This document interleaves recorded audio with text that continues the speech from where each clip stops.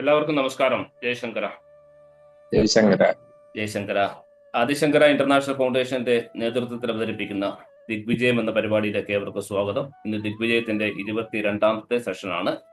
ഇവിടെ കൂടിയിരിക്കുന്ന എല്ലാവർക്കും വേദിയിലേക്ക് സ്വാഗതം. ഒപ്പം സ്വാമിനി ദേവി ജ്ഞാനാവതിഷ്ഠ മാതാജിക്കും ആദരപൂർവ്വം ഈ വേദിയിലേക്ക് സ്വാഗതം ചെയ്തുകൊള്ളുന്നു. ആദ്യമായി ഈശ്വര പ്രാർത്ഥനയ്ക്കായി പ്രിയപ്പെട്ട ഏവർക്കും പ്രിയപ്പെട്ട സരസ്വതി ഏട്ടത്തെ വേദിയിലേക്ക് സ്വാഗതം ചെയ്തു.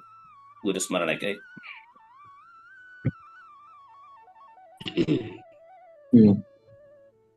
ഗജാനനം ഭൂത ഗണാതിസേവിതം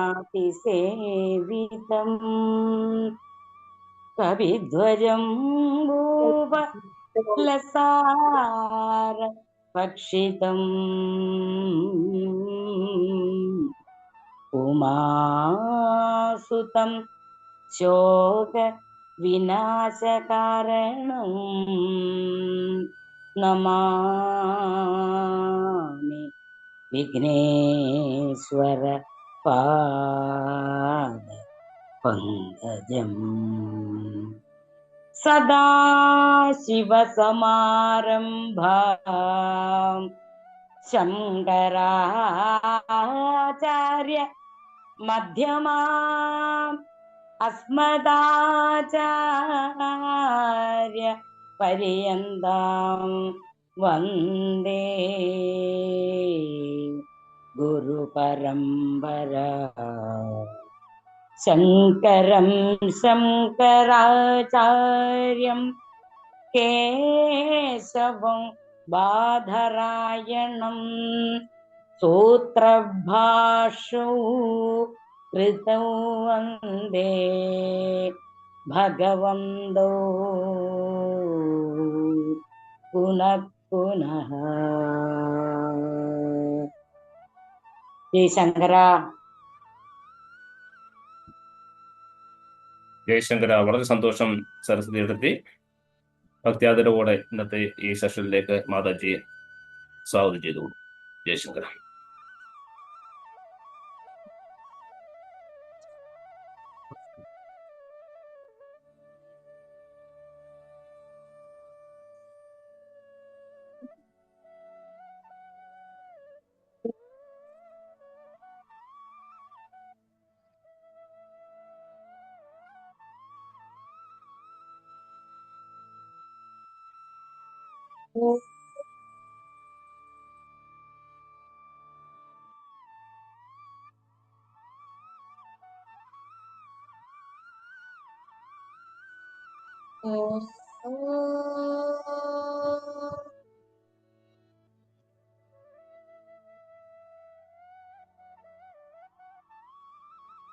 കേൾക്കാൻ പറ്റുന്നുണ്ടോ? കേൾക്കാം മാതാജി, കേൾക്കാം. കേൾക്കാൻ കഴിയുന്നുണ്ടോ? കേൾക്കാം കേൾക്കാം. പറ്റുന്നുണ്ട്.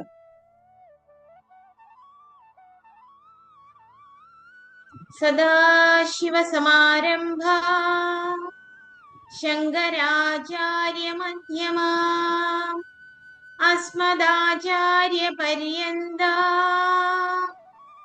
വന്ദേ ഗുരുപരമ്പരാ. ശ്രുതി സ്മൃതി പുരാണാനാം ആലയം കരുണാലയം നമാമി ഭഗവത്പാദം ശങ്കരം ലോകശങ്കരം. ശങ്കരം ശങ്കരാചാര്യം കേശവം ബാദരായണം സൂത്രഭാഷ്യകൃതൗ വന്ദേ ഭഗവന്തൗ പുനഃ പുനഃ. വേദസാരജ്ഞ സമ്പൂർണം സാക്ഷാത് ബ്രഹ്മസ്വരൂപിണം ശാന്താനന്ദഗുരും വന്ദേ സന്തതം പരമേശ്വരം. ശാന്താനന്ദഗുരും വന്ദേ സന്തതം പരമേശ്വരം.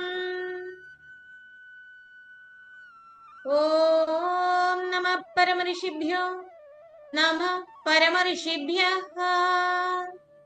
ഓം വാ യജ്ഞേന കൽപതാ.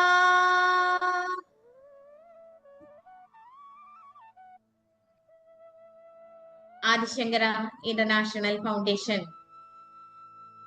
ശ്രീശങ്കര ഭഗവത് പാദരുടെ തത്വദർശനം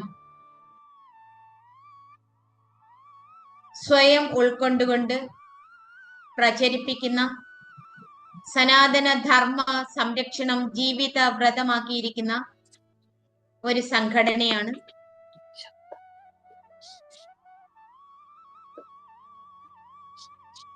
കേൾക്കാൻ കഴിയുന്നുണ്ടോ? കേൾക്കാം മാതാജി, ഉണ്ട്. കേൾക്കാം. മറ്റുള്ളവരെല്ലാവരും മ്യൂട്ട് ചെയ്ത് വെച്ചാൽ നന്നായിരുന്നേനെ.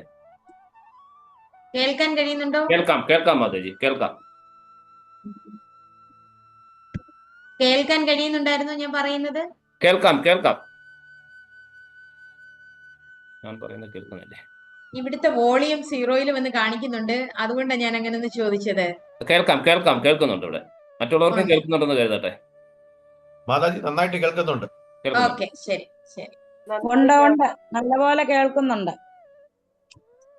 അപ്പൊ നമ്മള് ശ്രീശങ്കര ഭഗവത് പാദരുടെ തത്വബോധം എന്ന പ്രകരണ ഗ്രന്ഥമാണ് ശ്രവണം ചെയ്തുകൊണ്ടിരിക്കുന്നത്. 4 പ്രകരണങ്ങൾ ശ്രവണം ചെയ്തു കഴിഞ്ഞു.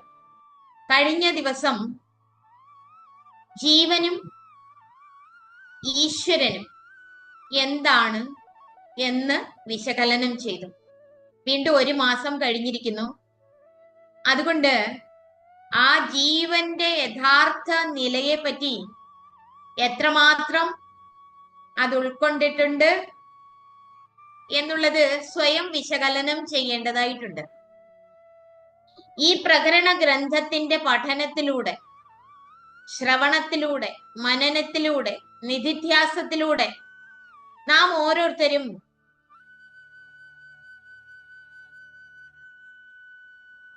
സ്വസ്വരൂപം ആത്മാവാണ് എന്ന് അനുഭവിച്ചറിഞ്ഞ് അഹം ബ്രഹ്മാസ്മി എന്ന അനുഭവം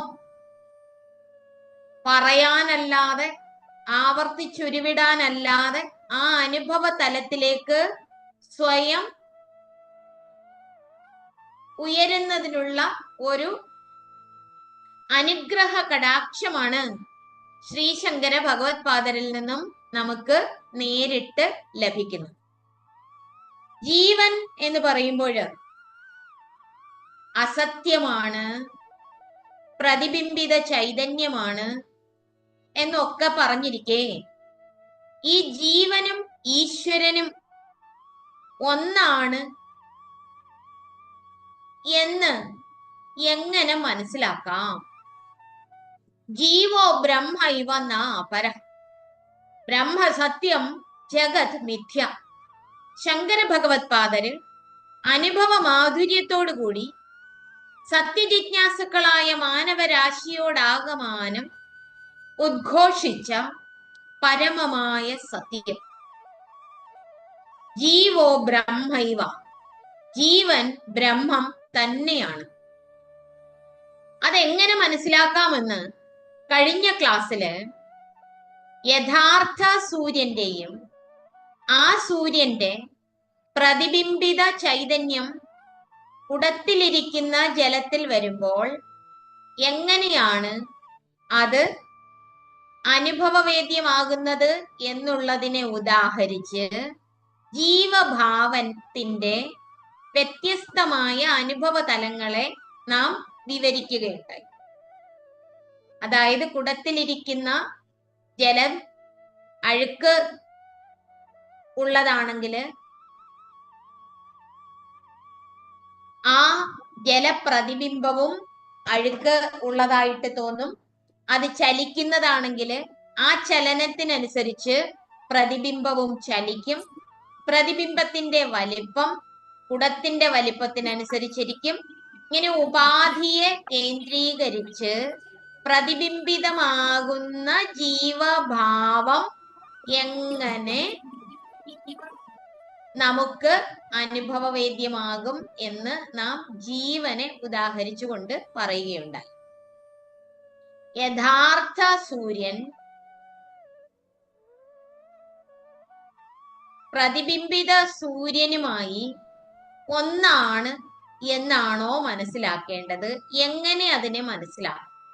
നമ്മൾ കഴിഞ്ഞ ക്ലാസ്സിൽ പറഞ്ഞത്, ഉപാധി ഒഴിവായാൽ പ്രതിബിംബിത സൂര്യൻ ഇല്ലാതാകുകയും അത് യഥാർത്ഥ സൂര്യൻ തന്നെ എന്ന് ബോധ്യമാവുകയും ചെയ്യും. അപ്പോൾ അത് യഥാർത്ഥ സൂര്യനിൽ ലയിക്കുകയാണോ എന്നൊരു സംശയം കൂടി ഉയർന്നു വരികയുണ്ടായി.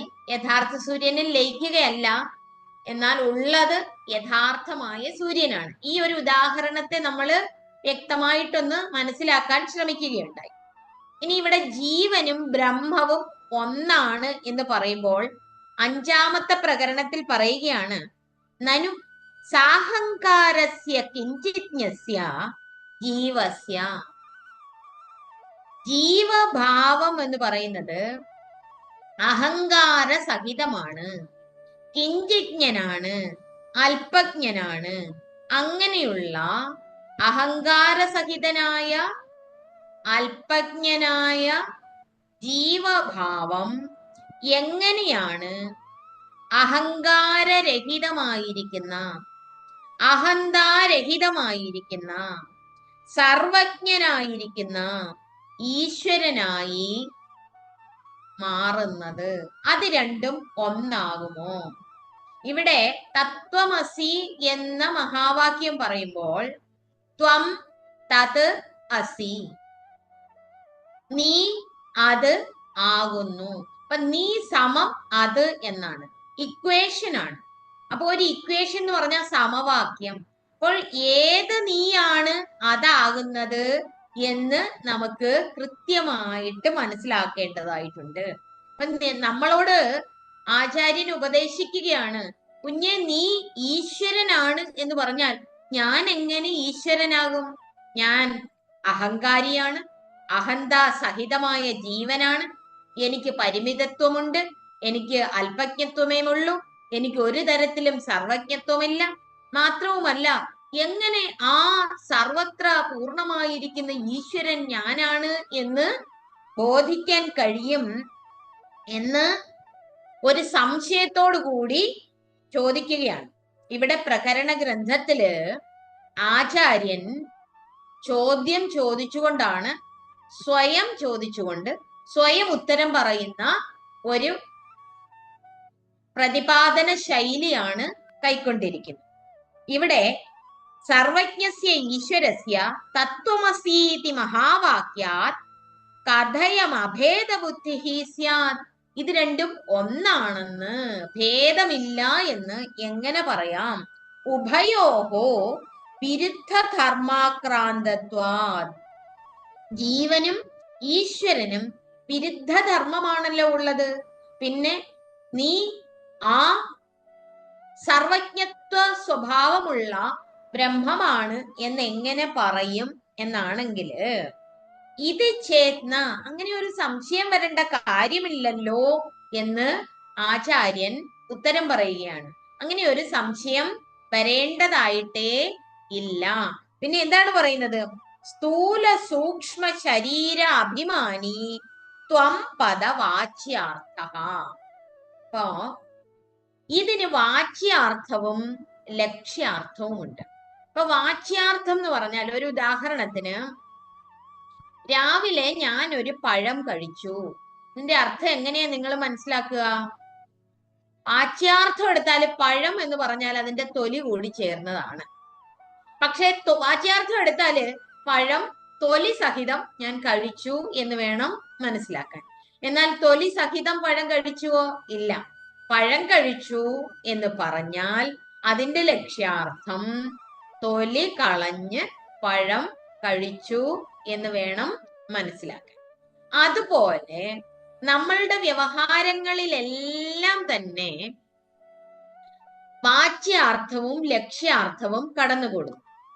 ഇവിടെ ഞാൻ എന്ന് പറഞ്ഞ് നാം നമ്മെ അനുഭവിക്കുമ്പോൾ ഞാൻ തടിച്ചവനാണ് എന്ന് പറഞ്ഞാൽ ആ ഞാൻ ഏതിനെ ഉപാധിയാക്കിയാണ് പറഞ്ഞിരിക്കുന്നത്? നിങ്ങൾക്ക് ഞാൻ പറയാതെ തന്നെ ഉത്തരം അറിയാം. ഞാൻ തടിച്ചവനാണ് എന്ന് പറഞ്ഞാൽ സ്ഥൂല ശരീരത്തെ കേന്ദ്രീകരിച്ചാണ് തടിച്ചവനാണ്, മെലിഞ്ഞവനാണ് എന്നുള്ള പദങ്ങൾ പ്രയോഗിക്കുന്നത്. അപ്പോൾ ഞാനെന്ന ശബ്ദം സ്ഥൂല ശരീരത്തെ ഉപാധിയാക്കിക്കൊണ്ടാണ് നാം അവിടെ പറഞ്ഞിരിക്കുന്നത്. അപ്പോ ഞാൻ എന്ന ശബ്ദം തടിച്ചത് എന്ന് പറഞ്ഞപ്പോൾ സ്ഥൂല ശരീരത്തെ അഭിമാനിയായിക്കൊണ്ട്, സ്ഥൂല ശരീര അഭിമാനിയായിക്കൊണ്ട് ഞാൻ എന്നുള്ളത് ഈ തടിച്ചു കൊഴുത്തിരിക്കുന്ന അല്ലെങ്കിൽ മെലിഞ്ഞ് ഇരിക്കുന്ന ആ സ്ഥൂല ശരീരവുമായി താദാത്മ്യം പ്രാപിച്ചു. അപ്പൊ ഞാൻ എന്നത് ഏതിനെ ഉപാധിയാക്കിക്കൊണ്ടാണ് നിലനിൽക്കുന്നത്? സ്ഥൂല ശരീര അഭിമാനിയായിട്ടാണ്. ഞാൻ വളരെ ദുഃഖിതനാണ്, ഞാൻ വളരെ സന്തോഷവാനാണ്, ഇങ്ങനെ പറയുന്ന സമയത്ത് ഞാൻ ഏത് ശരീരാഭിമാനിയാണ്? ഞാൻ സൂക്ഷ്മ ശരീരാഭിമാനിയാണ്. ഞാൻ മനസ്സിലാണ് ജീവിക്കുന്നത്. അപ്പോഴ് ഞാൻ മനസ്സിൽ ജീവിച്ചുകൊണ്ടാണ് പറയുന്നത് ഞാൻ ദുഃഖിയാണ്. അപ്പൊ അവിടെ ഞാൻ മനസ്സുമായിട്ട് താദാത്മ്യം പ്രാപിച്ചിരിക്കുന്നു. ഞാൻ ആരാണെന്ന് ഇതുവരെ നമ്മൾ മനസ്സിലാക്കിയിട്ടില്ല. ഞാൻ തടിച്ചു കൊടുത്ത ഒരു ശരീരമാണ് എന്ന് വിചാരിക്കുമ്പോൾ ഞാൻ തടിച്ചവനാണ് എന്ന് പറയുന്നു. ഞാൻ ദുഃഖിയാണ് എന്ന് പറയുമ്പോൾ ഞാൻ മനസ്സാണ് എന്ന് വിചാരിച്ചുകൊണ്ട് പറയുന്നു. ഞാൻ സുഖമായി ഉറങ്ങി എന്ന് പറയുമ്പോൾ ഞാൻ കാരണ ശരീര അഭിമാനിയാണ്. അതായത് ശരീരവുമായിട്ട് ഞാൻ താദാത്മ്യം പ്രാപിച്ചു നിൽക്കുമ്പോൾ ഞാൻ എന്ന ബോധം, ഞാൻ എന്ന ചൈതന്യം ഏത് ഉപാധിയെ കേന്ദ്രീകരിച്ചാണോ നിലനിൽക്കുന്നത് ആ ഉപാധിയുമായിട്ട് ചേർന്ന് അത് താനാണ് എന്ന് വിചാരിച്ച് മുന്നോട്ട് പോയിക്കൊണ്ടിരിക്കും. അപ്പൊ ഞാൻ ആരാണ് എന്ന് തിരിച്ചറിയുന്നതിന് ഞാനിന്റെ ഉപാധി സഹിതമായിരിക്കുന്ന താദാത്മ്യ അവസ്ഥയെ താൻ തിരിച്ചറിഞ്ഞില്ല എങ്കിൽ ഞാൻ എന്താണ് ഞാൻ എന്ന പദം കൊണ്ട് ലക്ഷ്യമാക്കുന്നത് അഥവാ ത്വം പദത്തിന്റെ വാച്യാർത്ഥമോ ലക്ഷ്യാർത്ഥമോ കൃത്യമായിട്ട് മനസ്സിലാകത്തില്ല. സ്ഥൂല സൂക്ഷ്മ ശരീര അഭിമാനി ത്വം പദ വാച്യാർത്ഥം. നീ എന്ന് പറയുമ്പോൾ നമ്മൾ സാധാരണ വ്യവഹാര വേളയിലെല്ലാം നീ എന്ന് പറയുമ്പോൾ നിന്റെ സ്ഥൂല ശരീരത്തെയോ നിന്റെ സൂക്ഷ്മ ശരീരത്തെയോ നിന്റെ കാരണ ശരീരത്തെയോ കേന്ദ്രീകരിച്ചാണ് ത്വം എന്ന പദം പ്രയോഗിക്കുന്നത്. നീ ഉറങ്ങുകയാണ്, നീ സ്വപ്നം കാണുകയാണ്, നീ സുഖിയാണ്, നീ ദുഃഖിയാണ്, നീ തടിച്ചവനാണ്, ഇങ്ങനെ നീ എന്ന് ചേർത്ത് മൂന്ന് ശരീരത്തോടും ചേർത്ത് പറയുമ്പോൾ ത്വം പദത്തിന്റെ വാച്യാർത്ഥം മാത്രമാണ് നമുക്ക് മനസ്സിലാക്കുന്നത്. എന്നാൽ ത്വം പദം കൊണ്ട് ലക്ഷ്യമാക്കുന്നത്, ആ പദം കൊണ്ട് ലക്ഷ്യമാക്കുന്നത് ഉപാധി വിനിർമുക്തം സമാധി ദശ സമ്പന്നം ശുദ്ധ ചൈതന്യം. എന്താണ് പറഞ്ഞത്? ഉപാധികളൊന്നുമില്ലാതെ.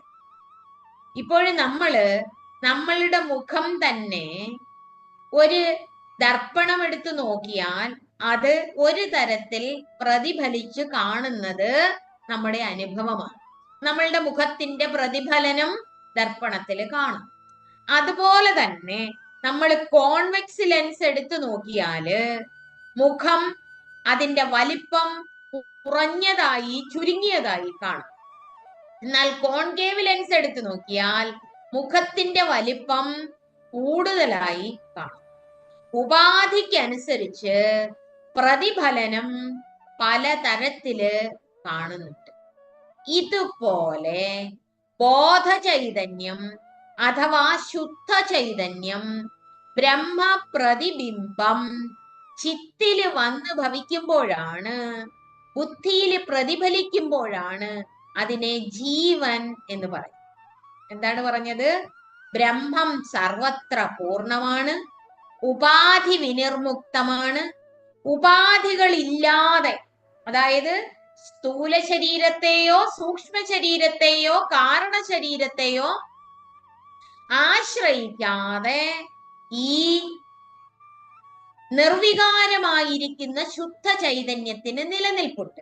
ഇത് നമുക്ക് എങ്ങനെ മനസ്സിലാക്കാം?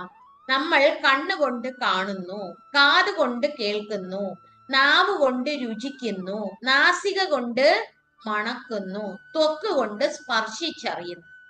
ഈ 5 അനുഭവങ്ങളിലും ഓരോ ഇന്ദ്രിയത്തിനും ഓരോ അനുഭവങ്ങളാണ് ഉള്ളത്. ഒരു ഇന്ദ്രിയത്തിന് മറ്റൊരു ഇന്ദ്രിയത്തിന്റെ അനുഭവം ഇല്ല തന്നെ. അങ്ങനെയെങ്കില് ഈ അനുഭവങ്ങളെ മുഴുവൻ അറിയുന്ന ആൾ ഈ അനുഭവങ്ങളെ ഒക്കെ പ്രകാശിപ്പിച്ചുകൊണ്ട് അതിനങ്ങേ പുറത്ത് വേർതിരിച്ചറിയുന്നതിന് വേണ്ടി ഒരാൾ നിലനിൽക്കും. അത് ഞാൻ എന്ന ബോധമാണ്, ഞാൻ എന്ന ശുദ്ധ ചൈതന്യം. അപ്പോൾ ഞാൻ അറിയുന്നു, ഞാൻ ഘ്രാണിക്കുന്നു, ഞാൻ മണക്കുന്നു, ഞാൻ സ്വപ്നം കണ്ടു. അപ്പൊ ജാഗ്രതയിലിരുന്നു കൊണ്ട് 5 കർമ്മേന്ദ്രിയ ജ്ഞാനേന്ദ്രിയ അനുഭവങ്ങളെയും സൂക്ഷ്മ ശരീരാഭിമാനിയായിരുന്നു കൊണ്ട് സ്വപ്ന തരത്തിലുള്ള അനുഭവങ്ങളെയും കാരണ ശരീരാഭിമാനിയായിരുന്നു കൊണ്ട് നിദ്ര അനുഭവത്തെയും അനുഭവിക്കുമ്പോൾ ഈ 3 അനുഭവങ്ങളിലും പെട്ടിരിക്കുന്ന ഞാൻ മാറുന്നില്ല എന്ന് ഞാനിന് കൃത്യമായിട്ട് അറിയാം. അങ്ങനെയെങ്കിൽ ഈ ഞാനിന് അനുഭവത്തിൽ പെടാതെ നിലനിൽപ്പ് ഉണ്ട്. അതെങ്ങനെയെന്ന് നമുക്ക് കൃത്യമായിട്ട് ഉള്ളിലേക്ക് ഓരോ അനുഭവത്തിലെയും ശ്രദ്ധ നിർത്തിയിട്ട് കാണുന്ന ഞാനിനെ അറിയുന്നത് ആര്? കാണുന്ന ഞാനുണ്ട്, സ്വപ്നം കാണുന്ന ഞാനുണ്ട്, സുഷുപ്തിയിലെ ഞാനുണ്ട്. ഞാൻ ശരീരാഭിമാനിയായിട്ടിരിക്കുമ്പോൾ ബാല്യ കൗമാര യൗവന വാർദ്ധക്യാദികളിൽ ശരീരം മാറുമ്പോഴും മാറാത്ത ഒരു ഞാൻ എന്നിലുണ്ട്. അങ്ങനെയെങ്കിൽ ഈ അനുഭവങ്ങളെ മുഴുവൻ പ്രകാശിപ്പിക്കുന്നതിനുള്ള ചൈതന്യം എവിടെ നിന്നാണ് വന്നു ഭവിക്കുന്നത് എന്ന് നമുക്ക് ശ്രദ്ധിക്കേണ്ടതായിട്ട്.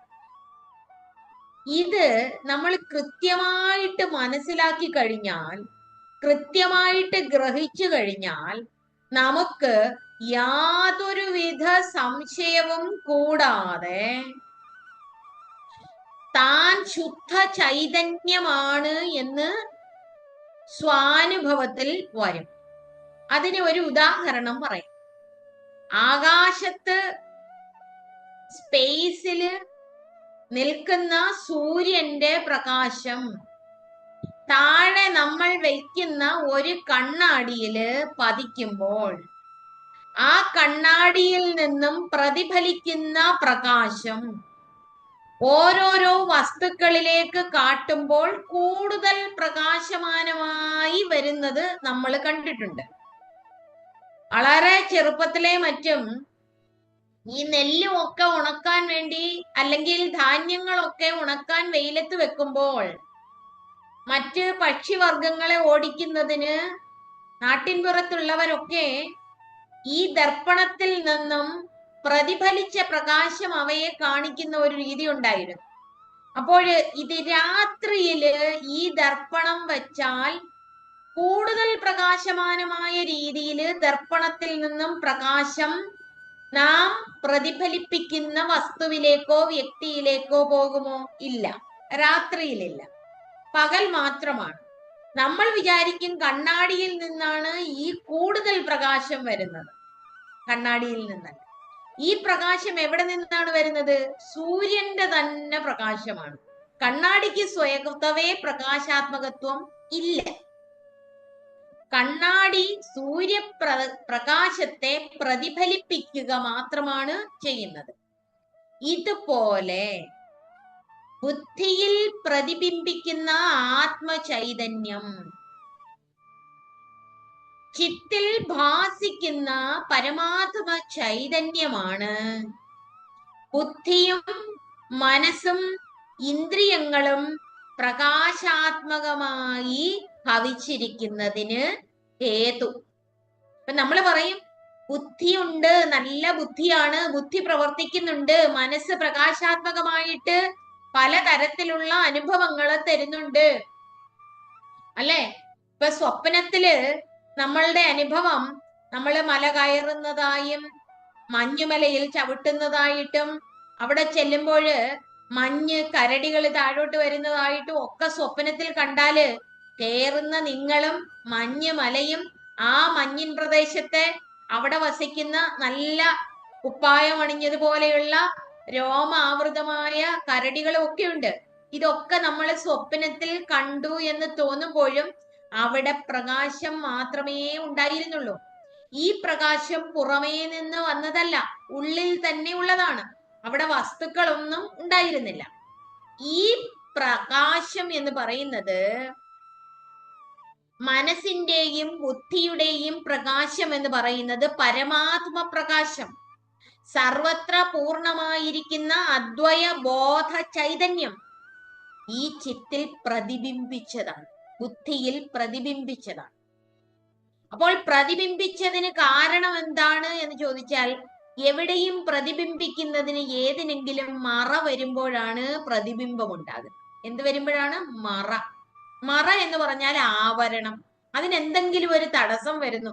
ഇവിടെ തടസ്സം എന്ന് പറയുന്നത് വാസനയാണ്, ചിത്തമാണ്, കാരണ ശരീരമാണ്. അനേക ജന്മങ്ങളായി സഞ്ചയിച്ചു വെച്ചിരിക്കുന്ന അവിദ്യ ഉപാധി നിമിത്തമാണ് കാമകർമ്മങ്ങളും വാസനയും തദ്വാര ജനന മരണാദി ചക്രത്തിനുള്ള കാരണം. ഇത് നമ്മൾ പല ഊര് പറഞ്ഞു കഴിഞ്ഞതാണ്. അപ്പോൾ നമ്മളിപ്പോ ഇവിടെ ഒരു ലൈറ്റ് ഇട്ട് കഴിഞ്ഞാൽ ലൈറ്റിന്റെ ഫ്രണ്ടിലാണ്, മുൻപിലാണ് നമ്മൾ ഒരു വസ്തു പിടിക്കുന്നതെങ്കിൽ അതിന്റെ പ്രതിച്ഛായ ഉണ്ടാകും. ലൈറ്റിന് മറവ് വരുന്നതനുസരിച്ച് പ്രതിച്ഛായ ഉണ്ടാകും. അങ്ങനെയാണ് ഈ അനുഭവം ഉണ്ടാകുന്നത്. പക്ഷെ ഈ പ്രതിച്ഛായ വരുന്നതിന് കാരണമായി പരമാത്മ ചൈതന്യം ആദ്യമേ എവിടെ പ്രതിഫലിക്കുന്നു? ബുദ്ധിയിലും മനസ്സിലും പ്രതിഫലിക്കുന്നു. അതായത് മനസ്സ്, ബുദ്ധി, അഹങ്കാരം, ചിത്തം എന്ന് പറയുന്ന ഈ അന്ധക്കരണത്തിന്റെ ചൈതന്യാത്മകത്വത്തിന്, പ്രകാശാത്മകത്വത്തിന് അധിഷ്ഠാനമായി വിരാജിക്കുന്നത് പരമാത്മ ചേതനയാണ്. ഞാൻ ചെയ്തു, ഞാൻ കണ്ടു, ഞാൻ അറിഞ്ഞു, ഞാൻ പറഞ്ഞു എന്നൊക്കെ പറയുമ്പോഴ് ആ അനുഭവത്തിലെല്ലാം പിന്നിൽ നിൽക്കുന്നത്, അധിഷ്ഠാനമായിരിക്കുന്നത്, മുന്നിൽ നിൽക്കുന്നത്, പൂർണ്ണമായിരിക്കുന്നത് ആ അധിഷ്ഠാനമായിരിക്കുന്ന സർവത്ര നിറഞ്ഞു വിരാജിക്കുന്ന പൂർണ്ണ ചൈതന്യം മാത്രമാണ്. അതുകൊണ്ട് അവിദ്യാവശകനായ ജീവൻ സ്ഥൂല ശരീരവുമായി താതാത്മ്യം പ്രാപിച്ചിട്ട് ഈ ഞാനിനും മനസ്സിനും ബുദ്ധിക്കും പ്രവർത്തിക്കുന്നതിന് കാരണമായിരിക്കുന്ന അദ്വൈത ചൈതന്യത്തെ അറിയുന്നതേയില്ല. അതുകൊണ്ടാണ് താൻ ജനിച്ചവനാണ്, താൻ ഇന്നതൊക്കെ ചെയ്തുകൊണ്ടിരിക്കുന്നവനാണ്, താൻ ഇനിയും മരിക്കുന്നവനാണ് എന്നൊക്കെ പറഞ്ഞു പോകുന്നത്. ത്വം എന്ന് പറഞ്ഞാല് സ്ഥൂല സൂക്ഷ്മ ശരീര അഭിമാനി അല്ല, പിന്നെയോ ഉപാധി വിനിർമുക്തം. ഈ മനോബുദ്ധീന്ദ്രിയാദികളാകുന്ന സകല ശരീരങ്ങളെയും, ത്രിശരീരങ്ങളെയും, ശരീരത്രയത്തെയും ഒഴിവാക്കി അത് എന്റേതാണ്, ഞാനല്ല. നമ്മൾ ഒന്നാമത്തെ പ്രകരണം തൊട്ട് പഠിക്കുന്നുണ്ട്. ആത്മാ സത്യം തദ്വ്യതിരിക്തം സർവം അനിത്യം. ആത്മാവാണ് സത്യമായിട്ടുള്ളത്, നിത്യമായിട്ടുള്ളത്. തദ്വ്യതിരിക്തം സർവം അനിത്യം. ശരീരം, കുണ്ടലം ആദിയായവ എന്റേതാണ്, അവ ഞാനല്ല എന്റെ മനസ്സ്, എന്റെ പ്രാണൻ, എന്റെ ബുദ്ധി എന്ന് പറയുമ്പോൾ അവ ഞാനല്ല. അതുപോലെ ഈ പ്രതിഫലിപ്പിക്കുന്ന സകലതും ജഡാത്മകത്വമുള്ളതാണ്, മനസ്സിന്റെ തന്നെ അഭിവ്യക്തതയാണ്, വാസനയാണ്. അപ്പോൾ ഈ കാണുന്നതൊക്കെ അവിദ്യയാൽ ജഡമായി കാണുന്നത് മനസ്സിന്റെ പ്രകടനമാണ്. മനസ്സൊഴിവായാൽ, വാസന ഒഴിവായാൽ അദ്വയ ചൈതന്യം അഭിവ്യക്തമായി സ്വാനുഭവമായി വന്നു ഭവിക്കും. ആ സ്വാനുഭവത്തിന് ജഡത്തെ തിരിച്ചറിഞ്ഞ് ഒഴിവാക്കണം. അഹന്തയും മനസ്സും ബുദ്ധിയും ഇന്ദ്രിയങ്ങളും അസത്യമാണെന്നറിഞ്ഞാൽ ഉപാധി വിനിർമുക്തമായിരിക്കുന്ന സമാധി സമരസമായിരിക്കുന്ന ആ അദ്വയ സത്യത്തെ അനുഭവിക്കാൻ കഴിയും. അപ്പോഴ് നമ്മൾ പറയും എന്ത്? മനസ്സൊഴിവായി, ചിന്തകൾ ഒഴിവായി, കൽപ്പനകൾ ഒഴിവായി, മനസ്സകന്നു, വാസന അവിടെ ശേഷിക്കുന്നില്ല. ഇതിനെന്ത് വേണം? നിരന്തരം അഭ്യസിക്കണം. നമ്മൾ എത്ര കാലങ്ങളായിട്ട് ശ്രീകൃഷ്ണ പരമാത്മാവ് ഗീതയിൽ കൂടി നമ്മളോട് പറയുന്നു, അഹമാദിശ്ച മധ്യഞ്ച ഭൂതാനാം അന്ത ഏവജ. അർജുന എന്ന് വിളിച്ചത് നമ്മൾ ഓരോരുത്തരെയുമാണ്. നമ്മളോട് പറയുകയാണ്, അഹമാത്മാ ഗുഡാകേശ സർവഭൂതാശയസ്ഥിതഃ. സർവഭൂതാശയസ്ഥിതഃ, സകല പ്രപഞ്ച ഘടകങ്ങളിലും വിരാജിക്കുന്ന, ഉള്ളും പുറവും നിറഞ്ഞു വിളങ്ങുന്ന ആത്മാവാണ് കുഞ്ഞേ ഞാൻ. നമ്മള് ഉള്ളുകൊണ്ട്, ഹൃദയം കൊണ്ട് കേൾക്കണം. അഹമാത്മാ എങ്ങനെ? സർവഭൂതാശയസ്ഥിതഃ. മനസ്സിലായില്ലെങ്കിൽ ഒന്നുകൂടെ പറയുക, അഹമാദിശ്ച മധ്യം ച ഭൂതാനാമന്ത ഏവച. സകല ഭൂതങ്ങളുടെയും ആദിയും മധ്യവും അന്തവും കുഞ്ഞേ ഞാൻ തന്നെയാണ്. മത്ത പരതരം നാന്യ കിഞ്ചിദസ്തി ധനഞ്ജയ. ഞാനല്ലാതെ ഇവിടെ അല്പം പോലും അന്യം ഇല്ല.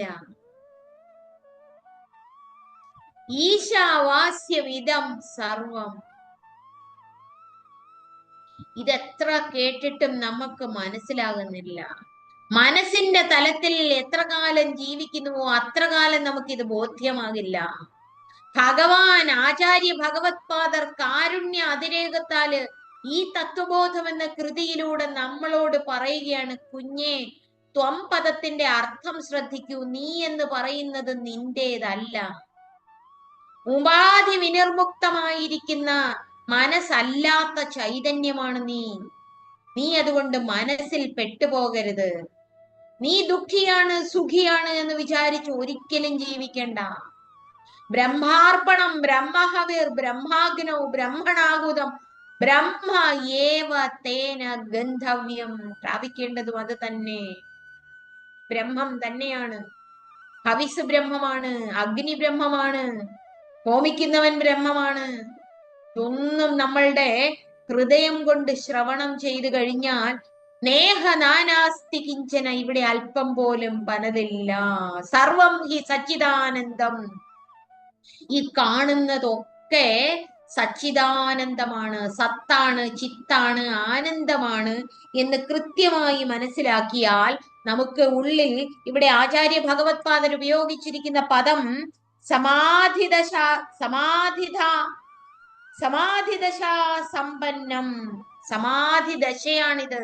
സമാധിദശ എന്ന് പറഞ്ഞാല് അവിടെ നിർവികൽപ്പമാണ്, കൽപ്പനയില്ല. നമ്മൾ ജീവിക്കുന്നത് ആശയങ്ങളിലാണ്. ഇന്നലത്തെ ആശയങ്ങളും ഇന്നത്തെ ആശയങ്ങളും പേറി കുറെ ആശയങ്ങൾ തന്നിൽ സംഭരിച്ചു വെച്ചുകൊണ്ട് താൻ ഇങ്ങനാണ്, താൻ അങ്ങനെയാണ്, താൻ മറ്റുള്ളവനേക്കാൾ കേമനാണ്, കേമനല്ലാത്തവനാണ്, ഇങ്ങനെയൊക്കെയുള്ള ആശയവുമായി ഒരു ജീവൻ ഇവിടെ നിന്നും പുറപ്പെട്ടാൽ ജീവന്റെ പുണ്യപാപ സഞ്ചയങ്ങൾക്കനുസരിച്ച് ജീവൻ വീണ്ടും ശരീരം സ്വീകരിക്കും. ശ്രേഷ്ഠമായ ഈ മനുഷ്യജന്മം ലഭിച്ചിരിക്കെ ഇനി അല്പം പോലും സമയം കളയാതെ, അര നിമിഷം പോലും നഷ്ടമാക്കാതെ ത്വമ്മിലേക്ക് ശ്രദ്ധിക്കൂ. ത്വം സമാധിദശാ സമ്പന്നഃ. നീ ആദ്യന്തരഹിതമായിരിക്കുന്ന, നിർവികൽപമായിരിക്കുന്ന, ചിന്താരഹിതമായിരിക്കുന്ന ബോധമാണ്, ചൈതന്യമാണ്. അതുകൊണ്ടാണ് നമ്മുടെ ഗുരുനാഥൻ നമ്മളുടെ പൂർണ്ണാനുഭൂതി എന്ന കൃതിയിൽ പറഞ്ഞിട്ടുണ്ട്, കാണുന്നതുകളിലെല്ലാം സമമായി, കാണുന്നതുകളിലെല്ലാം സമമായി കാണാതുള്ളതിരിക്കുന്നു, കാണുന്നതുകളിലെല്ലാം സമമായി കാണാതുള്ളതിരിക്കുന്നു, കാണുന്നവരുടെ കാഴ്ച വിശേഷം കരുവാം കണ്ണിൻ വർണ്ണങ്ങൾ. ഈ കാണുന്ന സകലതിലും നമ്മൾ നമ്മുടെ ശരീരത്തെ തന്നെ കാണുന്നുണ്ട്, സകലതിനെയും കാണുന്നുണ്ട്. അശരീരം ശരീരേഷു, സകല ശരീരങ്ങളിലും അശരീരമായിരിക്കുന്ന ആത്മചൈതന്യം നിറഞ്ഞു വിളങ്ങുന്നുണ്ട്. ഈ കണ്ണ് കാട്ടിത്തരുന്നത് സത്യമല്ല എന്ന് തിരിച്ചറിയണം. കാതുകൊണ്ട് കേൾക്കുന്നത് സത്യമല്ല, കാത് കേൾക്കുന്നതിന് കാരണമായിരിക്കുന്നത് ഏതോ അതാണ് ബ്രഹ്മം എന്ന് കേനോപനിഷത്ത് നമ്മളോട് ആവർത്തിച്ചുദ്ഘോഷിക്കുന്നുണ്ട്, ഉപദേശിക്കുന്നുണ്ട്. മിക്ക ചർച്ചാവേളകളിലും നാം അതെടുത്ത് പറയാറുണ്ട്, അല്ലേ? യത് പ്രാണേന ന പ്രാണിതി യേന പ്രാണപ്രണീയതേ തദേവ ബ്രഹ്മത്വം വിദ്ധി. പ്രാണൻ ചലിക്കുന്നതിന് കാരണമായിരിക്കുന്ന അപ്രാണനാണ്, പ്രാണനല്ലാത്തതാണ് ബ്രഹ്മം. ഇത് എന്ന് പറഞ്ഞനുഭവിക്കുന്നതൊന്നും ബ്രഹ്മമല്ല. നമ്മൾ എത്ര പ്രാവശ്യം ഹരിനാമ കീർത്തനത്തിൽ പറയും, ഒന്നായ നിന്നൈക രണ്ടെന്നു കണ്ടളവിൽ ഉണ്ടായൊരിണ്ടൽ ബദ മിണ്ടാവതല്ല മമ, പണ്ടേ കണക്ക വരുവാൻ ചൊല്ലും നമ്മള്. നീ ഒന്നാണ്, നീ ഏകമാണ്. അതുകൊണ്ടാണ് ഈ തത്വമസി മഹാവാക്യ ഉപദേശം ആർക്ക് കൊടുക്കുന്നതാണ്? സാമവേദ അന്തർഹിതമായിരിക്കുന്ന തത്വമസി മഹാവാക്യ ഉപദേശം ഉദ്ദാലക മഹർഷി സ്വന്തം പുത്രനും ശിഷ്യനുമായ ശ്വേതകേതുവിന് നൽകുന്നതാണ്. ആ ഉപനിഷത്ത് തന്നെ പറയുന്നുണ്ട്, ആസീദഗ്രേ അസദേവേദം, അഗ്രേ അസദേവ ആസീ സദേവ സൗമ്യ ഇതമഗ്രേ ആസീത് ഏകം ഏവ അദ്വിതീയം. നമ്മൾ ഹൃദയം കൊണ്ട് കേൾക്കണ്ടേ? ഏകമേവ, ഒന്ന് മാത്രമേ ഉള്ളൂ, രണ്ടല്ലാത്ത, രണ്ടില്ലാത്ത ഒന്ന് മാത്രമേ ഉള്ളൂ. അത് അഖണ്ഡമാണ്, ഭാഗിക്കാൻ കഴിയാത്തതാണ്. അതുകൊണ്ട് കുഞ്ഞെ, നീ ഒരു കാര്യം മനസ്സിലാക്കുക. ഇതെപ്പോഴാണ് പറയുന്നത്? 12 വർഷത്തെ ഗുരുകുല വിദ്യാഭ്യാസം കഴിഞ്ഞ് ശ്വേതകേതു തിരിച്ച് ആശ്രമത്തിലേക്ക് വരികയാണ്. ആശ്രമ കവാടത്തിലേക്ക് ദൃഷ്ടിയും പതിച്ചിരുന്ന പിതാവ് മകൻ കയറി വരുന്നത് കണ്ടു. അവനെ ഒന്ന് ശ്രദ്ധിച്ചു നോക്കിയപ്പോൾ 12 വർഷം ബ്രഹ്മവിദ്യ അഭ്യസിച്ച ഒരു സാധകനെ കാണാൻ കഴിഞ്ഞില്ല. വേദ പഠനം ശരിയായി നടത്തിയ ഒരു മുമുക്ഷുവിനെയും കാണാൻ കഴിഞ്ഞില്ല. അവൻ എന്തോ ഗർവിഷ്ഠനായാണല്ലോ കാണപ്പെടുന്നത് എന്ന് ഉദ്ദാലക മഹർഷി ഉള്ളിൽ ചിന്തിച്ചു. മകൻ അടുത്തു വന്നപ്പോൾ മകനോട് ചോദിച്ചു, കുഞ്ഞേ, ഏതൊന്നറിഞ്ഞാൽ എല്ലാം അറിഞ്ഞതായി തീരുമോ? ഏതൊന്ന് കേട്ടാൽ എല്ലാം കേൾക്കപ്പെട്ടതായി തീരുമോ? അതിനെ നീ കേട്ടുവോ? അതിനെ നീ അറിഞ്ഞുവോ? ഉടനെ തന്നെ ശ്വേതകേതു പറഞ്ഞു, എന്താണ് പിതാവേ, ചോദ്യം തന്നെ മനസ്സിലായില്ല. മകനെ, ഏതൊന്നറിഞ്ഞാൽ എല്ലാം അറിഞ്ഞതായി തീരുമോ? അതിനെ നീ അറിഞ്ഞുവോ? എന്റെ ഗുരുക്കന്മാരാരും ഇങ്ങനെയൊന്ന് പഠിപ്പിച്ചു തന്നിട്ടില്ല. എങ്കിൽ നീ തിരികെ പോയി അവരോട് അത് ചോദിച്ച് പഠിച്ചിട്ട് വരൂ, അറിഞ്ഞിട്ട് വരൂ. അല്ല, എന്റെ ഗുരുക്കന്മാർക്ക് അത് അറിയാമായിരുന്നുവെങ്കിൽ അവർ എനിക്ക് ഉപദേശിക്കുമായിരുന്നു. അവർക്കതറിയില്ല. പിതാവായ അങ്ങയ്ക്ക്, എന്റെ ഗുരുസ്ഥാനീയനായ അങ്ങയ്ക്ക് അത് കൃത്യമായിട്ട് അറിയാം. അങ്ങ് ഉപദേശിച്ചാലും. അങ്ങനെ 9 തവണ തത്വമസി ശ്വേതകേതോ എന്ന് ഉദ്ദാലക മഹർഷി ശ്വേതകേതുവിനെ ഉപദേശിക്കുന്നുണ്ട്. വാചാരംഭണം വികാരോ നാമധേയം മൃത്തികേത്യൈവ സത്യം. അതായത് മണ്ണിന്റെ പലതരത്തിലുള്ള പാത്രങ്ങൾ ഉണ്ടാക്കി വെച്ചിട്ട് മൺചട്ടി, മൺകലം, മൺകുടം, മൺപാത്രങ്ങൾ ഏറെ ഇരിക്കുന്നു. ഇവിടെ കലം, കുടം, ചട്ടി എന്നിങ്ങനെയുള്ള വാക്കുകൾ വാചാരംഭണം വികാരോ നാമധേയം, ഉള്ളിൽ നിന്ന് വികാരപ്പെട്ട് നാമരൂപത്തിൽ ആവിഷ്കരിച്ചതാണ് ഈ സങ്കല്പങ്ങള്, ചിന്തകള്, വാക്കുകള്. ആ നാമം വികാരപ്പെട്ട് നാമമായി വന്നു ഭവിച്ചു. ആ നാമവും രൂപവും അവിടെ ഉണ്ടായി. അല്ല എങ്കിൽ അത് മണ്ണ് മാത്രമാണ്. ചട്ടി എന്ന നാമം ഉള്ളിൽ ഉദയമായില്ല എങ്കിൽ ഉള്ളതേതോ അതവിടെ കാണും. ചട്ടി എന്ന വസ്തു അവിടെ ഉണ്ടാവുകയില്ല, ഉള്ളത് മണ്ണ് മാത്രമാണ്. ഇതുപോലെ കുഞ്ഞെ ഈ കാണപ്പെടുന്ന സകല പ്രപഞ്ചത്തെയും നീ കസേര, മൈക്ക്, ലാപ്ടോപ്പ് തുടങ്ങി പല പേരുകൾ കൊടുത്ത് മനുഷ്യൻ, പക്ഷി, മൃഗങ്ങൾ, പർവ്വതം, നദി എന്നിങ്ങനെ വേർതിരിച്ച് നാമരൂപങ്ങളെ അനുഭവിക്കുമ്പോൾ നീ കൽപ്പനയാലാണ് വികാരപ്പെട്ട് നാമത്തെ കൊടുത്ത് രൂപത്തെ കണ്ട് നാമരൂപ സഹിതമായി ഈ പ്രപഞ്ചത്തെ അനുഭവിക്കുന്നത്. നീ ഉള്ളിൽ നിന്നും കൽപ്പനയെ മാറ്റൂ. കൽപ്പനയെ മാറ്റിയാൽ ഇതിന്റെ സാരം, എസൻസ്, ദ റിയൽ നേച്ചർ, അതിന്റെ യഥാർത്ഥ സ്വരൂപം എന്താണെന്ന് നിനക്ക് ബോധ്യമാകും. അത് മണ്ണ് മാത്രമാണെന്ന് നീ കണ്ടതുപോലെ ഈ പ്രപഞ്ചത്തിന്റെ സ്വരൂപം ബ്രഹ്മമാണ് എന്ന അനുഭവത്തിലേക്ക് വരും. നാമവും രൂപവും മാറ്റണം. അതെങ്ങനെ സാധ്യമാകും? കൽപ്പനാരൂപങ്ങൾക്കായി ശബ്ദങ്ങൾ നൽകിയിടാതെ ചിത്തിനെ മാറ്റൂ, സത്തിൻ കൃത്തിനെ അറിഞ്ഞിടാം. കൽപ്പനാരൂപങ്ങൾക്കായി അർത്ഥങ്ങൾ നൽകിയിടാതെ ശബ്ദത്തെ മാറ്റൂ, ഹൃത്തിൻ തത്വത്തെ അറിഞ്ഞിടാം. എന്റെ ഗുരുനാഥന്റെ മൗന സംഗീതം എന്ന അദ്വൈത പദ്യകൃതിയിൽ നിന്നുള്ള വരികളാണ് ഈ ചൊല്ലിയത്. കൽപ്പനാരൂപങ്ങൾക്കായി അർത്ഥങ്ങൾ നൽകിയിടാതെ ശബ്ദത്തെ മാറ്റൂ, ഹൃത്തിൻ തത്വത്തെ അറിഞ്ഞിടാം.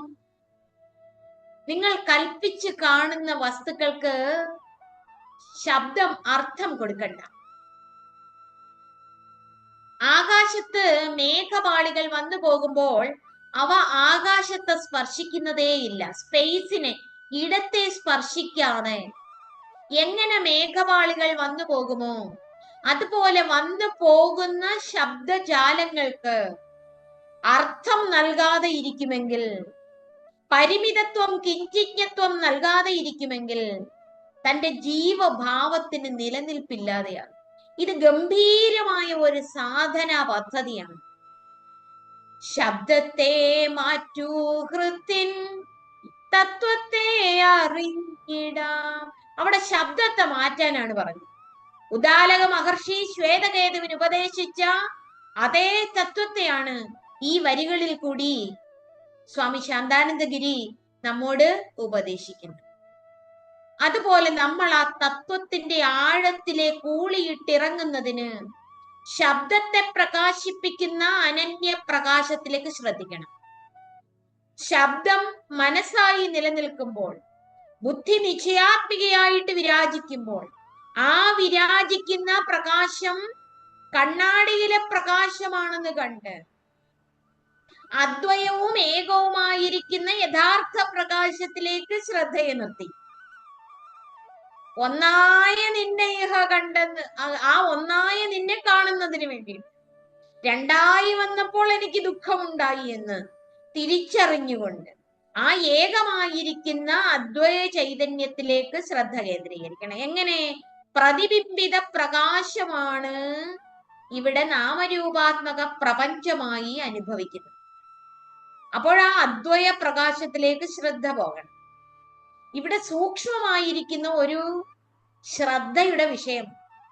ഇത് പറയാൻ എളുപ്പമാണല്ലോ മാതാജി, ഇത് അനുഭവത്തിൽ വരുത്താൻ അത്ര സുഖരമാണെന്ന് തോന്നുന്നില്ല, എളുപ്പമാണെന്ന് തോന്നുന്നില്ല. ഞങ്ങൾ പ്രത്യേകിച്ചും ഗൃഹസ്ഥരാണ്. ഇത് സാധാരണ ഒരു പല്ലവി ഞാൻ കേട്ട് മടുത്തതുമാണ്. ഞാൻ നമ്മൾ ഇങ്ങനെയുള്ള സംവാദ വേളയിൽ പറയാറുണ്ട്, ഗൃഹസ്ഥാശ്രമി ആയിക്കൊള്ളട്ടെ സന്യാസാശ്രമി ആയിക്കൊള്ളട്ടെ 4 ചുവരുകൾ കാണും. അവർക്കും വസ്ത്രം കാണും, അല്ലെങ്കിൽ എങ്ങനെയായിരുന്നാലും സകല വ്യവഹാരങ്ങളും കാണും, വ്യക്തികളും ഒക്കെ കാണും. പക്ഷെ ഉള്ളില് രാഗദ്വേഷാദികൾ ഇല്ലാതിരിക്കുക, ഇത്രയേ വേണ്ടൂ. രാഗദ്വേഷാദികൾ എന്തുകൊണ്ടാണ് വരുന്നത്? ഭേദബുദ്ധി ഉള്ളത് കൊണ്ട്. ഭേദബുദ്ധി എന്തുകൊണ്ടാണ് വരുന്നത്? കൽപ്പനയുള്ളത് കൊണ്ട്. കൽപ്പന എന്തുകൊണ്ടാണ് വരുന്നത്? അതിന് അർത്ഥം നൽകുന്നത് കൊണ്ട്. അതിന് അർത്ഥം നൽകുന്നത് എന്തുകൊണ്ടാണ്? ഞാൻ ദേഹമാണ്. ആ ദേഹമാണെന്ന് എന്തുകൊണ്ട് തോന്നുന്നു? ഉള്ളിൽ അജ്ഞാനം ഇരിക്കുന്നു, അവിദ്യ ഇരിക്കുന്നു. അവിദ്യയാൽ കാമം വരുന്നു, കാമത്താൽ കർമ്മം ചെയ്യുന്നു. കർമ്മം പഞ്ചേന്ദ്രിയ കർമ്മേന്ദ്രിയ ജ്ഞാന ദ്വാര നടത്തുന്ന കർമ്മങ്ങൾ. ഗ്രഹിക്കാൻ കഴിയുന്നുണ്ട് എന്ന് ധരിക്കട്ടെ.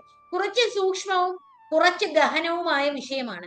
എന്നാൽ ഇത് വളരെ ലളിതമാണ്. നിർമ്മലമായ ഹൃദയമുള്ളവർ. അഷ്ടരാഗാദികൾ അകത്ത് പ്രവേശിക്കാൻ ഞാൻ അനുവദിക്കുന്നില്ല എന്ന് തീരുമാനിക്കാൻ ആർക്കാണ് കഴിയാത്തത്? രാഗവും ദ്വേഷം കൊണ്ട് തനിക്ക് പ്രയോജനമില്ല എന്ന് ചിന്തിക്കാൻ ഏത് കൊച്ചുകുട്ടിക്കും കഴിയും? ഈ പ്രിയാപ്രിയങ്ങൾ വെച്ചു പുലർത്തുന്നത് തനിക്ക് അസ്വസ്ഥതയാണ് എന്ന് ബോധ്യപ്പെടുന്നതിന് പ്രത്യേകിച്ച് ഒരറിവ് വേണ്ട. സ്വയം ചിന്തിച്ചാൽ ആർക്കും ബോധ്യമാകുന്നതാണ്. രാഗദ്വേഷം ഉള്ളിടത്തോളം കാലം ഒരു കാരണവശാലും ത്വം തത് അസി എന്ന അനുഭവം, എന്ന ഉപദേശവാക്യ അനുഭവത്തിൽ വരില്ല. ആചാര്യൻ ഉപദേശിക്കുകയാണ്, കുഞ്ഞേ, നീ എന്ന് പറയുന്നത്, നിന്റെ സ്വരൂപം എന്ന് പറയുന്നത് ഏതാണ്? ഉപാധി സഹിതമായിട്ടുള്ള ജീവനല്ല, ഉപാധിരഹിതമായ സമാധിദശ സമ്പന്നമായ ശുദ്ധ ചൈതന്യം ത്വം പദലക്ഷ്യാർത്ഥക.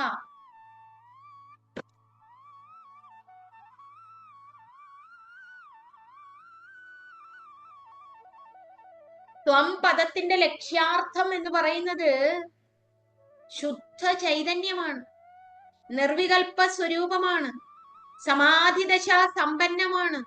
എത്ര കൃത്യമായിട്ട് ഈ ഒരു വാക്യം എടുത്തുകൊണ്ട് ആചാര്യ ഭഗവത്പാദരെ ഹൃദയത്തിൽ വഹിച്ചിരിക്കുന്ന ആദിശങ്കര ഇന്റർനാഷണൽ ഫൗണ്ടേഷനിലെ എല്ലാ ശ്രോതാക്കളും ദിവസം ഒരു 20 മിനിറ്റെങ്കിലും ഇതിനു വേണ്ടി ചെലവഴിച്ചില്ല എങ്കിൽ ആദിശങ്കര ഭഗവത്പാദര് മദ്ഗുരു ആണ് എന്ന് പറയുന്നതിൽ അർത്ഥമില്ല. എന്റെ ഗുരുനാഥന്റെ വാക്യങ്ങളെ എനിക്ക് ഹൃദയത്തിൽ വഹിച്ച് എനിക്ക് അനുഭവവേദ്യമാക്കാൻ കഴിഞ്ഞില്ല എങ്കിൽ എങ്ങനെ എനിക്ക് ഭഗവത്പാദര് ഗുരുവാകും? ഭഗവത്പാദര് ആചാര്യ ശ്രേഷ്ഠൻ കാരുണ്യ അതിരേകത്താലാണ് നമ്മളോട് ഉപദേശിക്കുന്നത്. അപ്പോൾ ആ ഉപദേശത്തെ നമ്മൾ ഹൃദയംഗമമായി ഉൾക്കൊണ്ടുകൊണ്ട് അതിനെ ജീവിതത്തിൽ പ്രാവർത്തികമാക്കാൻ എളുപ്പമാണ്. ഇതിന് സന്യാസി എന്നോ ഗൃഹസ്ഥാശ്രമി എന്നോ ഒരു ഭേദമേ ഇല്ല, ആർക്കും സാധ്യമാകും.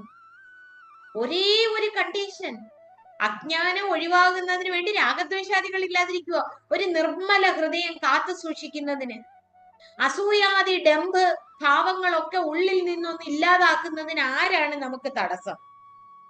ആരാണ് നമുക്ക് തടസ്സമായിട്ടിരിക്കുന്നത്? അതുകൊണ്ട് ആരും നമുക്ക് തടസ്സമില്ല എന്ന് തിരിച്ചറിഞ്ഞുകൊണ്ട് നമ്മളുടെ ഉള്ളിൽ ഒരു തരത്തിലും വേണ്ടാത്ത ഒരു ചിന്തയും കടന്നു വരാൻ താൻ അനുവദിക്കുന്നില്ല എന്നൊരു ശ്രദ്ധ വന്നാൽ മാത്രമേ നമ്മളുടെ ഇനിയുള്ള ജീവിതം പുണ്യപരിഭാഗമെങ്കിലും ഉള്ളതായി ഭവിക്കുകയുള്ളൂ. എങ്കിൽ മാത്രമേ സേവനനിരതമാകുകയുള്ളൂ. പുണ്യവും നിസ്വാർത്ഥതയും നമ്മളുടെ ഹൃദയത്തിലേക്ക് സന്നിവേശിപ്പിക്കാൻ കഴിഞ്ഞില്ല എങ്കിൽ നമ്മളുടെ ജീവിതം കൂടുതൽ ഇരുട്ടിലേക്ക് പോകുമെന്ന് ആചാര്യന്മാർ പറഞ്ഞിട്ടുണ്ട്. അപ്പൊ ഈ തത്വമസി ത്വം തത് അസി എന്ന് പറഞ്ഞ ത്വം പദം മാത്രമേ നമ്മളിപ്പോ പറഞ്ഞുള്ളൂ, തത് പദത്തെ പറ്റി പറഞ്ഞില്ല. നമ്മൾ എന്താണോ ഭാവന ചെയ്യുന്നത് ആ ഭാവനയ്ക്ക് അനുസരിച്ച് നമ്മളുടെ ജീവിതം വന്ന് ഭവിക്കും. ഇപ്പൊ നമ്മളുടെ ഈ പ്രപഞ്ചത്തിന്റെ സ്വരൂപം ബ്രഹ്മമാണ് എന്ന് പറഞ്ഞാൽ തിര സമുദ്രമാണ് എന്ന് പറഞ്ഞാൽ പെട്ടെന്ന് മനസ്സിലാവുമോ? തിര സമുദ്രമാണ്. എസൻസില് സാരത്തില് തിര സമുദ്രം തന്നെയാണ്. ജീവൻ ബ്രഹ്മം തന്നെയാണ്. പക്ഷേ തിര സമുദ്രമാണ് എന്ന് തിരിച്ചറിയുന്ന അവബോധം സൂക്ഷ്മബുദ്ധിയാ ഉണ്ടാകണം. ഇവിടെ തിര പ്രത്യേകമായിട്ട് സമുദ്രത്തിൽ നിന്ന് മാറി ഉണ്ടായിട്ടില്ല. അഖണ്ഡ ബോധ സമുദ്രത്തിൽ നിന്നും മാറി ജീവനാകുന്ന തിരയോ കുമിളയോ ഉണ്ടായിട്ടില്ല. ഈ ജീവനാകുന്ന കുമിളയ്ക്ക് പ്രത്യേകിച്ചൊരു അസ്തിത്വമുണ്ടെന്ന് നമ്മൾ തെറ്റിദ്ധരിക്കുകയാണ്. അഖണ്ഡ ബോധ സമുദ്രത്തെ, അദ്വയ ബോധ സമുദ്രത്തെ നമ്മൾ അനുഭവിച്ചറിഞ്ഞാൽ നമുക്ക് ജീവനാകുന്ന തിരയുടെ കുമിളയുടെ നിലനിൽപ്പിനെ പറ്റി യാതൊരു സംശയവും ഉണ്ടാകില്ല. നമുക്ക് അങ്ങനെ ഒരു സംശയം വരില്ല. അപ്പൊ അങ്ങനെ ഒരു സംശയം വരാതിരിക്കണമെങ്കിൽ ജീവനെ പറ്റി, ജീവൻ ത്വം എന്ന പദത്തിന്റെ ലക്ഷ്യാർത്ഥം എങ്ങനെയാണ് ആചാര്യൻ പറഞ്ഞിരിക്കുന്നത് എന്ന് ശ്രദ്ധിച്ച് ശ്രവണം ചെയ്തതിന് ശേഷം, ദൈവമേ, അഖണ്ഡ അദ്വയ സത്യസ്വരൂപമേ, അനുപമ ദയാവാരിധിയായിരിക്കുന്ന ശ്രീശങ്കര ഭഗവത്പാദരുടെ അനുഗ്രഹ കടാക്ഷത്താൽ ഈ പരമമായ സത്യത്തെ ശ്രവണം ചെയ്യുവാൻ എനിക്ക് കഴിഞ്ഞിരിക്കുന്നു.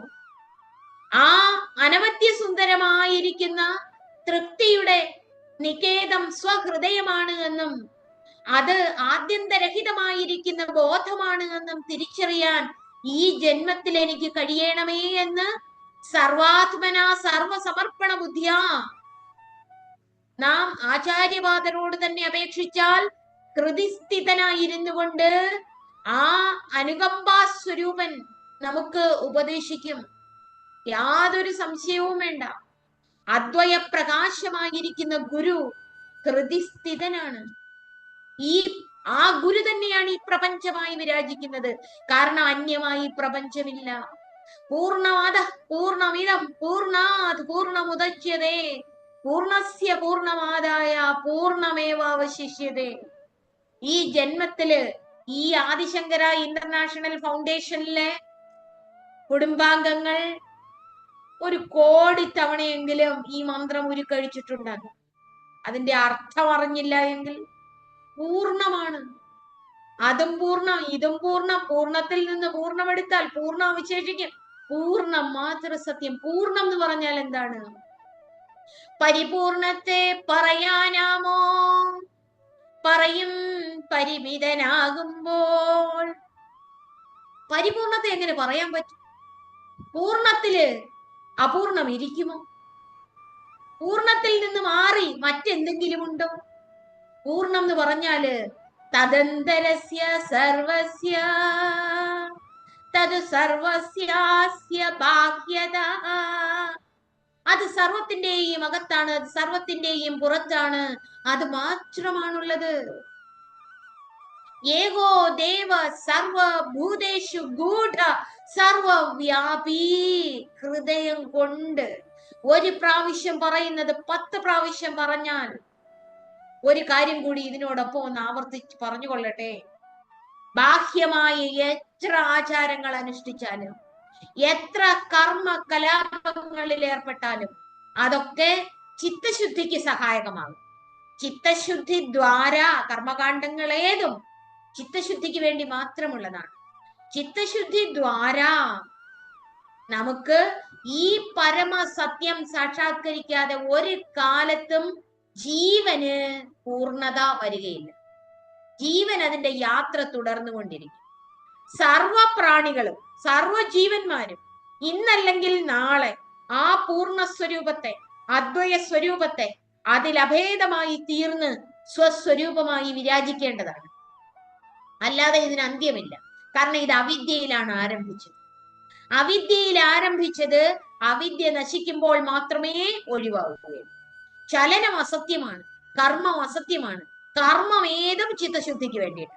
അതുകൊണ്ട് എന്ത് കർമ്മം ചെയ്താലും, അത് ആചാരങ്ങളാകട്ടെ, അനുഷ്ഠാനങ്ങളാകട്ടെ, നാമജപമാകട്ടെ, തീർത്ഥാടനമാകട്ടെ, ഇനി ഏത് ഹവനാദികളുമാകട്ടെ, എന്തുമാകട്ടെ, അതൊക്കെ നമ്മളുടെ സ്വാർത്ഥരഹിതമായ അനുഷ്ഠാനത്തിലൂടെ ഹൃദയത്തില് പരിശുദ്ധി വന്ന് രാഗദ്വേഷാദികളകന്ന് ഭേദബുദ്ധിയും ഒഴിഞ്ഞ് സ്വസ്വരൂപം തന്നെയാണ് ഈ പ്രപഞ്ചത്തിലെ സകലതുമായി വിരാജിക്കുന്നത് എന്ന് നാം തിരിച്ചറിഞ്ഞുകൊണ്ട് പ്രാർത്ഥിക്കുമ്പോൾ ലോകാ സമസ്ത സുഖിനോ ഭവന്തു, ആ പറയുന്നത് ഹൃദയം കൊണ്ടായിരിക്കും. ഈ സമസ്ത ഭുവനവും സുഖിയായി ഭവിക്കട്ടെ എന്ന് പറയുമ്പോൾ സർവചരാചരങ്ങളും ആ അഭേദമായിരിക്കുന്ന അനന്യ അനുഭവത്തെ പ്രാപിക്കട്ടെ. ജീവഭാവത്തിന്റെ മിഥ്യാത്മകമായ ആ കെട്ടുപാടുകളിൽ പെട്ട് സുഖത്തിലും ദുഃഖത്തിലും മാറി മാറി സഞ്ചരിച്ച് ഭയത്തിലും ഉത്കണ്ഠയിലും അങ്ങനെ കെട്ട് പിണഞ്ഞ് എത്രയോ ജന്മങ്ങൾ കഴിഞ്ഞിട്ടാണ് ഈ മനുഷ്യ ജന്മം നമുക്ക് ലഭ്യമായിരിക്കുന്നത്. ഈ ശരീരത്തിൽ ഇരുന്നു കൊണ്ട് ആർക്കും സാധ്യമാകില്ല എന്ന് വിചാരിക്കരുത്. ഞാൻ അങ്ങനെ ചെയ്തിട്ടുണ്ട് ഇങ്ങനെ ചെയ്തിട്ടുണ്ട് ഇല്ല. അതിന് ഒരു നനഞ്ഞ തോർത്ത് വെയിലത്തിട്ടാല് എപ്പോഴുണങ്ങി എന്ന് പറയാൻ കഴിയാത്തതുപോലെ ജ്ഞാനാഗ്നി സർവ കർമാണി ജ്ഞാനാഗ്നിനാ ഭസ്മസാത് കുരുതേ, ജ്ഞാനാഗ്നിയാല് സർവ കർമ്മങ്ങളും എന്ന് പറഞ്ഞാൽ കർമ്മവും കർമ്മഫലവും സകല പുണ്യപാപങ്ങളും ഇല്ലാതായി തീരും. അതുകൊണ്ട് ത്വം പദത്തിന്റെ ലക്ഷ്യം ത്വം ന സ്ഥൂല ശരീരഃ ത്വം ന സൂക്ഷ്മ ശരീരഃ. ഞാൻ സുഖിയാണ് എന്ന് പറയുന്നത് മനസ്സുമായിട്ട് ചേരുമ്പോൾ, ഞാൻ ദുഃഖിയാണ് എന്ന് പറയുന്നത് മനസ്സുമായിട്ട് ചേരുമ്പോൾ, നിന്റെ കൽപ്പനയ്ക്കനുസരിച്ച് നീ സുഖി എന്ന് പറയുന്നു, നീ കൽപ്പനയ്ക്കനുസരിച്ച് ഭയമുള്ളവനാണ് എന്ന് പറയുന്നു, ഞാൻ വലിയ ഉത്കണ്ഠാകുലനാണ് എന്ന് മനസ്സുമായിട്ട് ചേരുമ്പോൾ പറയുന്നു, ഞാൻ തടിച്ചവനാണ്, മെലിഞ്ഞവനാണ്, ശോഷിച്ചു പോയി, രോഗിയാണ് തുടങ്ങി സകലതും സ്ഥൂല ശരീരാഭിമാനിയാകുമ്പോൾ പറയുന്നു, കുഞ്ഞെ ഈ ഉപാധിയെ മാറ്റി നിർത്തിയിട്ട് ദർപ്പണത്തിൽ പ്രതിഫലിച്ച പ്രകാശത്തെ കേന്ദ്രീകരിച്ച് നീ അതുമായിട്ട് ചേർന്ന് ദർപ്പണത്തിന്റെ പ്രകാശമാണെന്ന് നീ ധരിക്കുന്നു. സ്വാത്മപ്രകാശമായിരിക്കുന്ന ആ ആത്മ ചൈതന്യത്തിലേക്ക് ശ്രദ്ധിക്കൂ. അതിന്റെ പ്രകാശം കൊണ്ടാണ് ഇതെല്ലാം പ്രകാശിക്കുന്നതെന്ന് അറിയുമ്പോൾ ഒന്ന് തിരിഞ്ഞു നോക്കുമ്പോൾ ഇതെല്ലാം പൊടുന്നനെ ഇല്ലാതാകും. ഈ മനസ്സ് അസത്യമാണ്, ബുദ്ധി അസത്യമാണ്, ശരീരാദികൾ അസത്യമാണ് എന്ന് തിരിച്ചറിഞ്ഞുകൊണ്ട്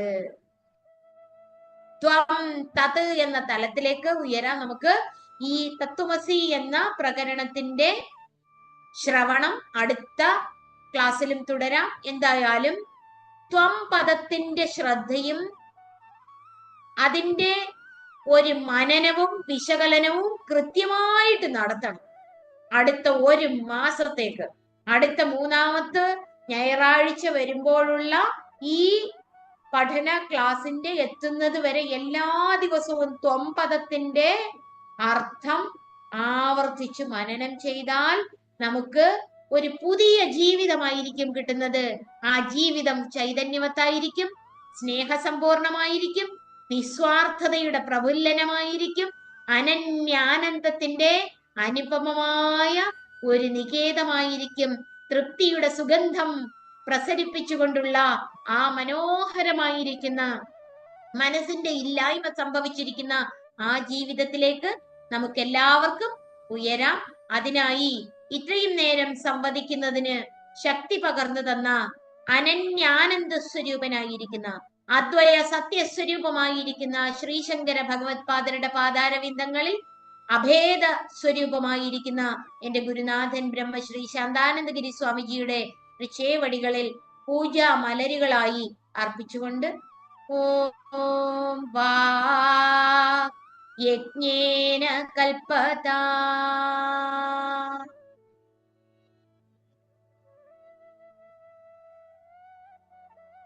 സന്തോഷം മാതാജി. ഓരോ മാസങ്ങൾ പിന്നിടുമ്പോൾ ഓരോരോ പുതിയ അനുഭവങ്ങളാണ്. 1 മണിക്കൂർ എങ്ങനെ പോയി എന്ന് മനസ്സിലാകുന്നില്ല. അങ്ങനെ കേട്ടു ലയിച്ചിരിക്കുന്നതായിരുന്നു. എനിക്ക് തോന്നുന്നു ഇവിടെ നിന്ന് പങ്കെടുക്കുന്ന എല്ലാവരും അതുപോലെ തന്നെ ലയിച്ചിരിക്കുകയായിരുന്നു ആ അമ്മയുടെ അല്ല മാതാജിയുടെ ആ പ്രഭാഷണത്തിൽ. തീർച്ചയായിട്ടും ഇവിടെ വന്നിരിക്കുന്ന ആർക്കെങ്കിലും എന്തെങ്കിലും ചോദിക്കാനുണ്ടെങ്കിൽ 2 മിനിറ്റ് സമയം അതിനും കൂടെ നമുക്ക് അനുവദിക്കാമെന്ന് കരുതുന്നു. ആർക്കെങ്കിലും എന്തെങ്കിലും സംശയങ്ങൾ ഉണ്ടെങ്കിൽ ചോദിക്കാവുന്നതാണ്. ജയശങ്കര. എത്ര നല്ല മനോഹരമായ ആ ഒരു പ്രഭാഷണം. ജ്യോതിഷ്ജി പറഞ്ഞതുപോലെ മതിയാവുന്നില്ല. മാതാജി പറഞ്ഞ പോലെ എല്ലാം ഒന്നും നമുക്ക് ഗ്രഹിക്കാനുള്ള ആ ഒരു അറിവില്ല. അത് ശരിക്കും പറഞ്ഞു കഴിഞ്ഞാൽ മാതാജി പറഞ്ഞതുപോലെ തന്നെയാണ്. പക്ഷെ ചില കാര്യങ്ങളൊക്കെ മനസ്സിൽ നിന്നും മറ്റ് ദുർചിന്തകള്, രാഗദ്വേഷം, അതൊക്കെ പറഞ്ഞത് വളരെ നമുക്ക് മനസ്സിലാവുന്നുണ്ട്. നമുക്ക് അതിൽ നിന്ന് ഒരുപാട് സന്തോഷം ഈ വാക്കുകളിൽ നിന്ന്, അങ്ങയുടെ ഈ വാക്കുകളിൽ നിന്ന് കുറച്ച് കാര്യങ്ങളൊക്കെ നമുക്ക് മനസ്സിലാക്കാൻ സാധിച്ചിട്ടുണ്ട്. മനസ്സിനെ, ശരിക്കു പറഞ്ഞു കഴിഞ്ഞാൽ മനസ്സിനെ നിയന്ത്രിച്ച് നല്ലതായിട്ട് ജീവിക്കുവാനുള്ള ഒരു അവസരം നാം തന്നെ സൃഷ്ടിച്ചെടുക്കണം. അത് വളരെ കുറച്ചൊക്കെ എനിക്ക് മനസ്സിലായി എന്ന് തോന്നുന്നു. എല്ലാ അറിവുകളും ഇല്ല, എങ്കിൽ തന്നെ മാതാജിയുടെ ആ നല്ല നല്ല വാക്കുകൾ ഞങ്ങൾ ഇത്രയും പേര് വളരെ ശ്രദ്ധയോടെ കേട്ടു. മാതാജിക്ക് നമസ്കാരം, ഒരുപാട് ഒരുപാട് നന്ദി രേഖപ്പെടുത്തുന്നു. ഇതിനുള്ളൊരു അവസരം ആദിശങ്കര ഇന്റർനാഷണൽ ഫൗണ്ടേഷൻ വഴി ഞങ്ങൾക്ക് എല്ലാവർക്കും വളരെ നല്ല നല്ല ഉപദേശങ്ങൾ ലഭിച്ചു. ഇതിന്റെ ഭാരവാഹികളോട് അത്യധികം നന്ദി രേഖപ്പെടുത്തിക്കൊള്ളുന്നു. ജയശങ്കര.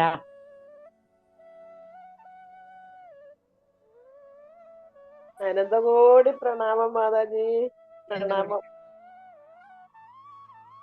വേറെ ആർക്കെങ്കിലും എന്തെങ്കിലും ചോദിക്കാനുണ്ടോ? അല്ലെങ്കിൽ നമുക്ക് ഇന്നത്തെ ഈ സെഷൻ ഇവിടെ അവസാനിപ്പിക്കാം. അല്ല, എനിക്കെന്തോ പറയാനുണ്ടായിരുന്നു. ആ. മാതാജിയുടെ ആദ്യത്തെ ക്ലാസ് ആദ്യത്തെ ഒരു ക്ലാസ് കേട്ട് കഴിഞ്ഞപ്പോ തന്നെ എനിക്ക് ഒരുപാട് സങ്കടങ്ങളും ദുഃഖങ്ങളും ഒക്കെ ഉണ്ടായിരുന്നു. പക്ഷെ അതൊന്നും നമുക്കറിയത്തില്ലല്ലോ, ഇതെല്ലാം ഭഗവാൻ നമുക്ക് തരുന്നതാണ്. അതിൽ നിന്ന് എന്റെ ജീവിതത്തിൽ ഒരു ഒത്തിരി മാറ്റം എന്ന് പറയാൻ പറ്റില്ല, എന്നാലും ഒരു മാറ്റം എനിക്ക് തന്ന്, എനിക്ക് അതിനുള്ള അനുഗ്രഹവും തന്ന് സ്വാമിജിയോട് അതിന് എത്ര നന്ദി പറഞ്ഞാലും മതിയാവത്തില്ല. എന്തോ പറയണത് എനിക്കതിൽ ഇത്രയും നേരം അത് കേട്ടു കഴിഞ്ഞപ്പോ മനസ്സിന്റെ ഒരു കുളിർമ, സരസ്വതി പറഞ്ഞുകൊണ്ട് നമുക്ക് എല്ലാം ഗ്രഹിക്കാൻ പറ്റുന്നില്ലെങ്കിലും നമുക്ക് കുറച്ചൊക്കെ നല്ലൊരു മാറ്റം എനിക്കുണ്ടായി. സ്വാമിജിയെ കാണണമെന്നും അവിടെ നമ്മുടെ ശങ്കരാഭവത്തിൽ അന്ന് വരണമെന്ന് എനിക്ക് ആഗ്രഹം ഉണ്ടായിരുന്നു. ടിക്കറ്റും, പക്ഷെ എനിക്ക് വരാൻ കഴിഞ്ഞു. നിങ്ങളെ എല്ലാവരെയും കാണണമെന്ന് അതിയായ ആഗ്രഹവും ഉണ്ടായിരുന്നു, പക്ഷെ പറ്റിയില്ല. ഇത്രേ ഉള്ളൂ. വളരെ സന്തോഷം ലീല ചേച്ചി. വേറെ ആർക്കും സംസാരിക്കാനില്ലെന്ന് കരുതുന്നു.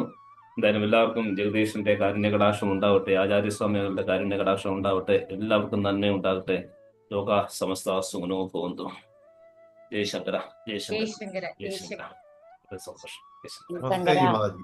ജയശങ്കര.